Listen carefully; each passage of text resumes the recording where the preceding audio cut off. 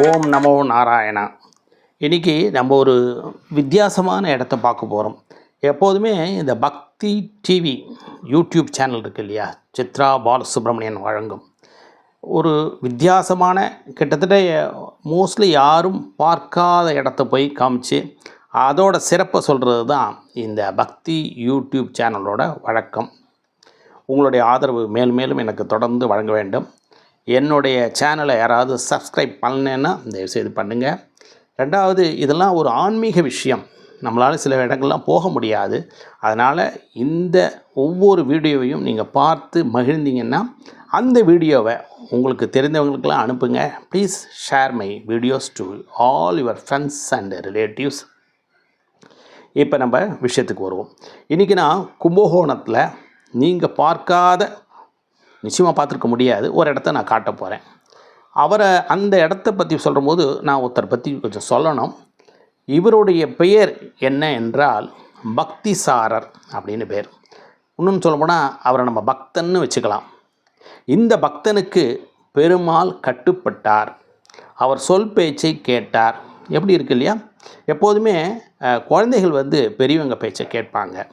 பெருமாள் குழந்தையாக இருந்து இந்த பக்தனோட பேச்சை கேட்டு நடந்தார். நான் காட்ட போகிறது கும்பகோணத்தில் ஒரு இடம். ஆனால் அதுக்கு முன்னாடி நம்ம காஞ்சிபுரத்துலேருந்து விஷயத்தை ஆரம்பிப்போம். அப்போ உங்களுக்கு அந்த டீட்டெயில்ஸ்லாம் நல்லா தெளிவாக புரியும். சரியா? காஞ்சிபுரத்தில் பக்திசாரர் வாழ்ந்து கொண்டிருக்கின்றார். அவருக்கு ஒரு சீடர், அவர் பேர் கனி கண்ணன்னு பேர். அவர் ஒரு கவிஞர். அங்கே இருக்கிற ராஜா இவருக்கு கேள்விப்பட்டு இவரை என்னை போற்றின்னு ஒரு பாட்டு பாடு அப்படிங்கிறார். அதுக்கு அந்த கனி கண்ணன் மறுத்து விடுகின்றார். நான் பெருமாளை மட்டும்தான் போற்றி பாடுவேன், என்னுடைய நாக்கு பெருமாள் நாமத்தை மட்டும்தான் சொல்லும் அப்படிங்கிறார். அப்போ ராஜாவுக்கு கோபம் வருது. இருந்தாலும் அவருக்கு ஒரு மிகப்பெரிய தண்டனையை கொடுக்காமல், ஏன்னால் அவரும் ஒரு பெருமாள் பக்தர் தான் ராஜாவும், இந்த நாட்டை விட்டு நீ வெளியே போய்விடு, காஞ்சிபுரத்தை விட்டு நீ வெளியே போய்விடு என்று சொல்கின்றார். கணிகண்ணன் தன்னுடைய குருவிடத்திலே சொல்கின்றார், என்னை இந்த நாட்டை விட்டு போகச் சொல்கின்றார் என்று. அப்பொழுது அந்த பக்திசாரர் என்ன சொல்கின்றார், அந்த பக்தன் என்ன சொல்கின்றார், அப்படியா, உன்னை போன்னு சொல்லிட்டா நானும் உன்னோடைய வந்துடுறேன் அப்படின்னு சொல்லிட்டு பக்திசாரர், அந்த பெருமாள் பக்தர், இந்த காஞ்சிபுரத்தை விட்டு வெளியில் போகிறார்.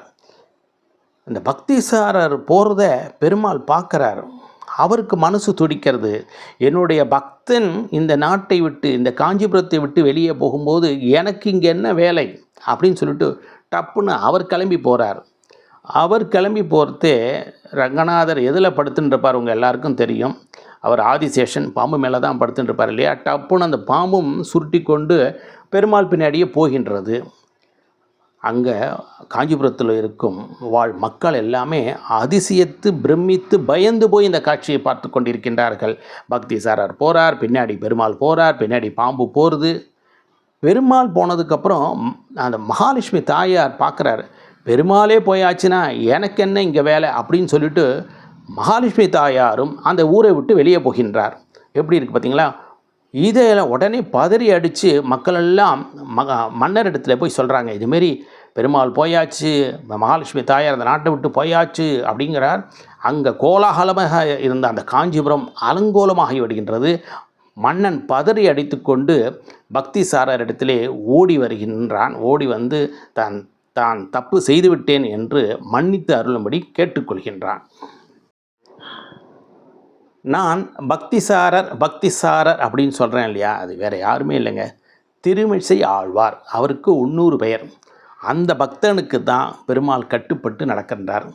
பக்திசாரர், அதாவது திருமிசை ஆழ்வார் என்ன சொல்கின்றார், பெருமாளை பார்த்து, ராஜா தான் மன்னிப்பு கேட்டாச்சே, நம்ம திரும்ப போயிடுவோம் அப்படின்னோடனையும் பெருமாளும் திரும்ப அவரோட இடத்துக்கே வந்துடுறார். அதனால் காஞ்சிபுரத்தில் இருக்கிற இந்த பெருமாளோட பேர் என்னென்னா சொன்ன வண்ணம் செய்த பெருமாள். சொன்ன வண்ணம் செய்த பெருமாள், பக்தன் சொன்னபடி செய்த பெருமாள், அவ்வளோதான், வேறு ஒன்றுமே இல்லை. இந்த பக்திசாரர், இந்த திருமழிசை ஆழ்வாரை நம்ம அப்படியே தூக்கின்னு போய் கும்பகோணத்துக்கு போவோம். கும்பகோணத்தில் சாரங்கபாணி அப்படின்னு ஒரு கோவில், பெருமாள் கோவில். அந்த பெருமாள் கோவிலில் நம்ம அதுக்கு முன்னாடி ஒரு விஷயத்தை சொல்லிவிடுவோம். ஸ்ரீரங்கத்தில் 12 ஆழ்வார்களும் பாடியிருக்காங்க பாசுரங்கள். அடுத்தது திருப்பதியில் 10 ஆழ்வார்கள், சாரங்கபாணி கும்பகோணத்திலே இருக்கும் சாரங்கபாணி கோவிலில் 7 ஆழ்வார்கள் பாடியுள்ளார்கள். அதில் ஒரு ஆழ்வார் திருமிழிசை ஆழ்வார். அங்கே திருமிழிசை ஆழ்வார் சாரங்கபாணி பெருமாளை பார்க்க வரார். அங்கே என்ன அவர் சைன கோலத்தில் படுத்துன்னு இருக்கார். அப்போ இவர் சொல்கிறார், நீ என்ன நடந்து வந்ததுனால கால்கள் வலிக்கின்றது என்று படுத்து கொண்டிருக்கின்றாயா என்று பொருள்பட ஒரு பாசுரத்தை பாடுகின்றார். பெருமாளை பார்த்து இவர் பாடுறார். பெருமாள் ஐயோ பக்தன் இப்படி கேட்டுட்டான்னு சொல்லிட்டு டக்குன்னு சைன கோலத்திலேருந்து அப்படி எழுந்துக்கிறார்.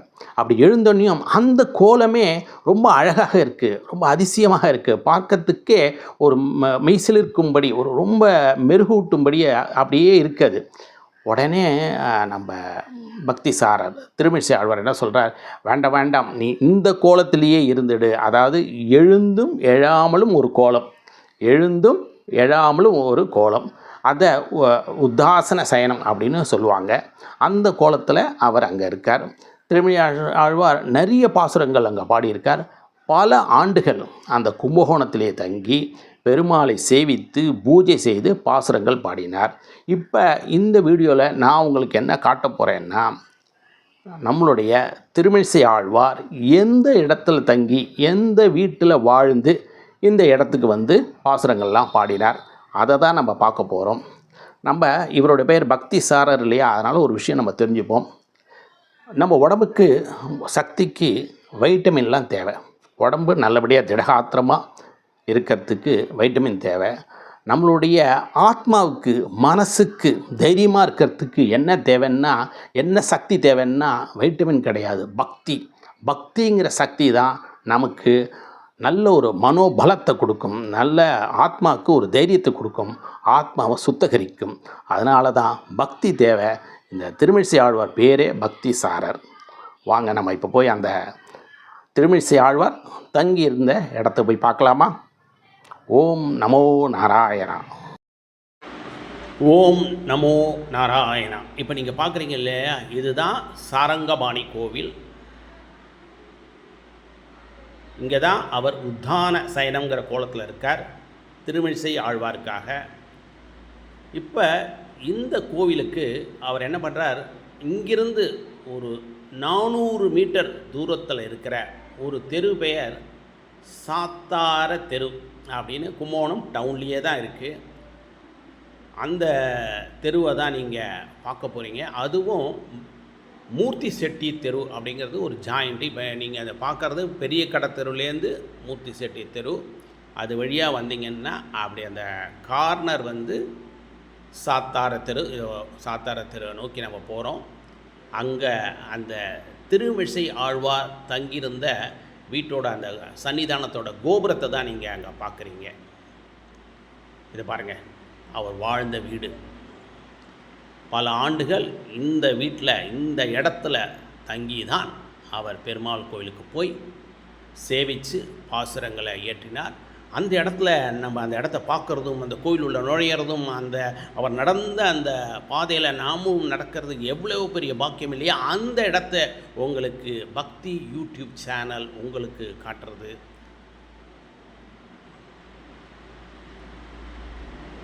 இந்த பாருங்கள், இந்த இடத்துல தான் அவர் வாழ்ந்தார். எப்பேற்பட்ட பாக்கியம்! ஒரு பக்தனுக்காக கடவுள் கட்டுப்பட்டார், பெருமாள் கட்டுப்பட்டு அவர் சொன்னதெல்லாம் செஞ்சார். அப்படின்னா அவருக்கு சரணாகதி எவ்வளோ தூரம் அவர் அடைஞ்சிருப்பாங்கிறத நீங்கள் யோசித்து பாருங்கள். ஓம் நமோ நாராயணா.